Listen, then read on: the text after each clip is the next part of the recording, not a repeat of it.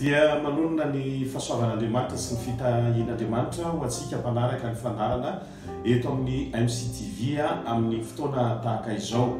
Efa mahazatra antsika moa ny anay dia tsodrano no entina manomboka ny fiarahana, mitsodrano anao izay aomby amin'ny zavatra rehetra indray ianao amin'ny herinandro ity, hotahina amin'ny zavatra rehetra dia tononona ny fahitapitsia, hotahina ianao raha miditra ny trano, hotahina ianao raha mivoaka ny trano, ny fahagagana sy ny fahasoavana sy ny fitahian'Andriamanitra no miaraka aminao indray amin'ity herinandro ity. Ifampaherintsika hijery tantara anankiray ato amin'ny mpanao salamo fa 110 tantarany Davida dia matetika moa rehefa mamaky salamo tahaka an'izao tsika dia fijoroana vavolombelona ny anazy ny famaranana na ny conclusion no hoentiny manomboka. Matetika rehefa mamaky mpanao salamo tsika dia ohatr'izay conclusion ny azy no resahany voalohany dia ozy izy ato amin'ny salamo fa 110 hoe izao tian'i Jehova satria efa nandreny feo fifonako izy, satria efa nangilana ny sofiny tamiko izy dia hiantso ao raha mbola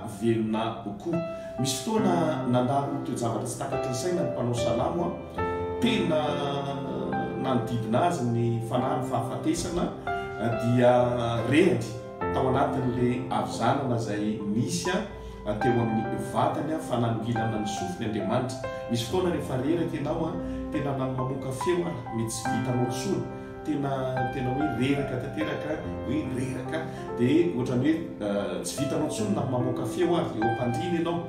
Fa inona zavatra izay nilalovan'i Davida ry havana dia vakitsika atao amin'ny 107 dia miantso ny anaran'i Jehova hoe 107 niodina tamiko ny famatoran'ny fahafatesana ozy izy ary nahazo ny fahorian'ny fiainantsika.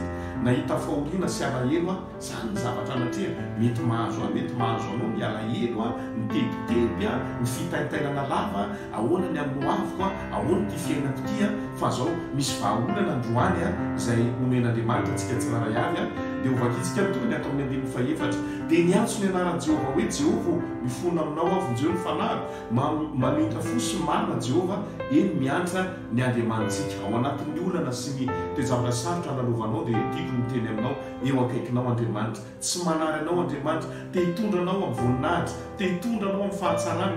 Izy lay miteny hoe zava-tsy ho mandrakariva ny fihevitra ao Andriamanitra, tsy mampitahotra anao ny zavatra mitrany fa tian'Andriamanitra iseho ny voninahitra. Misy vahaolana ato anatin'ny tenin'Andriamanitra raha miainao anatiny izany tebiteby, miainao anatiny tsy fahitana tory, miainao anatiny hoe aretina lavy ianao fikorontanan-tsaina dia hoy izy ny tenin'Andriamanitra ato amin'ny 105 salamo fa 110 hoe 104 miaro ny kely-tsaina Jehova reraka ao dia namonjy ahy izy. Miverena ao amin'ny fitsaharako fanahiko fa Jehova efa nanisoa miverena ao amin'ny fitsaharako fanahiko. Izany hoe misy fotoana mila miresaka amin'ny fanahinao ianao ao anatin'ny korotana ianao dia teneno hoe miverena amin'ny fitsaharako ianao fanahiko. Misy fotoantsika mila miresaka amin'ny fanahintsika tahaka ny tenen'ny mpanao salamo saorana Jehova ry fanahiko ary aza misy adonona ny fitahiny rehetra. Izany hoe amin'ny fotoana anankiray mila resahanao mihitsy ny fanahinao verena amin'ny fitsahara mba elantsika ialana amin'izay hoe fikorontanan-tsaina. Ianao mihitsy ny mila miteny fa tsy hoe tena manaiky matotsy miteny fa miteny mihitsy ny vavanao verena amin'ny fitsaharanao ny fanahiny dia amaly anao Andriamanitra amin'ny toe-javatra izay lalovanao. Dia ozy ny tenin'Andriamanitra atao amin'ny 109 dia namonjy ny fanahiko tamin'ny fahafatesana ianao sy ny masoko tamin'ny ranomaso ary mitongotro amin'ny vatavitoinana. Andeha ho anatrehan'i Jehova amin'ny teniny velona, nino hiteny tokoa mantra indrindra oza ka amin'ny fitaraina mpandainga ny olona rehetrarehetra ao anatin'ny olana izay atrehanao dia hoe manan-kevitra daholo ny olona rehetrarehetra ary ny tena zavatra mampalahelo izao tsy hoe mampahery izy fa vao mainka izy manitatra etsana tokoa zany mahazo an'izy zany tena ray zany teo plasy misy olo ohatran'izany fa tena potika ny fiaina misy olo ohatran'izany zany zavatra mpandainga ny olona rehetrarehetra tena teniny hoe mpandainga ny olona rehetra fa andao hiatoraka amin'Andriamanitra.